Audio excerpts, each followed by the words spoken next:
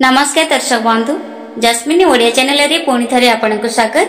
आज मु आपनकु पई आ गोटे नुवा वीडियो नै आसीची जेउथिरे आमे जानिबा घर द्वार मुहरे मयूर पर रखिले कोन हेबो। अनेक लोकंक घरे मयूर पर थिबार नजर आसीथिबो किंतु जानि छंती कि जदि सठिक नियम ओ स्थान रे एहाकु न रखंती तेबे अमंगल हेबो। वास्तुशास्त्र रे मयूर पर ओ मयूर चित्रर विशेष गुरुत्व रहिछि। वास्तु अनुसार घरे मयूर पर रखिबा द्वारा सकारात्मक शक्ति वृद्धि पाए और नकारात्मक शक्ति दूर हुए। यह घरे शांति और धन आनिदे।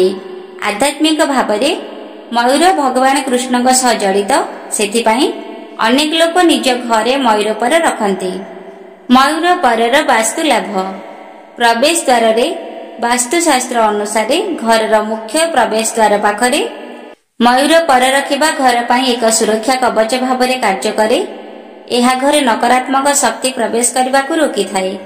यह व्यतीत एक मयूर मूर्ति किंबा एक मयूर चित्र रखिबा शुभ बोली विवेचना करा जाए।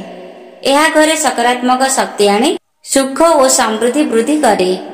टंका लाभ वास्तु अनुसार मयूर पर टंका लाभ रे सहायक हुए। यह विश्वास करा जाए जे घरर लकर किंबा टंका बाक्स रे रखिबा द्वारा धन वृद्धि हुए। यह आर्थिक समस्या दूर करे एवं आर्थिक स्थिरता आने। वैवाहिक जीवन रे शांति जदि स्वामी स्त्री मध्य अनेक झगड़ा और भूल बुझामणा रहुछि तेबे विश्वास करा जाय जे शयन कक्ष रे मयूर पर रखिबा द्वारा एक शांतिपूर्ण परिवेश सृष्टि हेबो। यह संपर्क रे उन्नति आनिबो। पिलामानकर पाठपढ़ा रे एकाग्रता जदि पिलामाने पाठपढ़ा रे एकाग्रता रखिबाकु चाहंती तेबे सेमानक पुस्तक मझिरे किंबा पाठपढ़ा टेबुल रे मयूर पर रखिबा भल। यह सेमानकर एकाग्रता वृद्धि करे एवं स्मृति शक्ति उन्नत करे बोली विश्वास करा जाय। वास्तु दोष दूर करिबा पई मयूर पर वास्तु दोष दूर करिबा पई मयूर पर को एक स्वतंत्र उपाय रे व्यवहार करा जाय परिबो।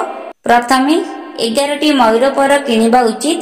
से 11टी पर को एकाठी बांधी घरर कांथरे टांगिबा उचित किंबा सेगुडी को एक बोतल रे रखी घरे रखा जाई परिबो। घरर दक्षिण पूर्व दिगरे मयूर पर रखिबा द्वारा मध्य वास्तु दोष दूर हुए। वास्तु दोष को रोकिबारे मयूर पर शक्तिशाली। जेतेबेले घरे वास्तु समस्या थाए सेतेबेले ईश्वरंक उपरे विश्वास रखी एही पद्धति अनुसरण कले भल फल मिलिबो। मयूर पर घर पाई केवल साजसज्जा सामग्री नुहे, यह सकारात्मकता समृद्धि और सुरक्षार प्रतीक। वास्तुशास्त्र कहे जे एही नियम गुडी को पालन करी समस्ते निज घरे शांति और सुख प्राप्ति करि परिबे।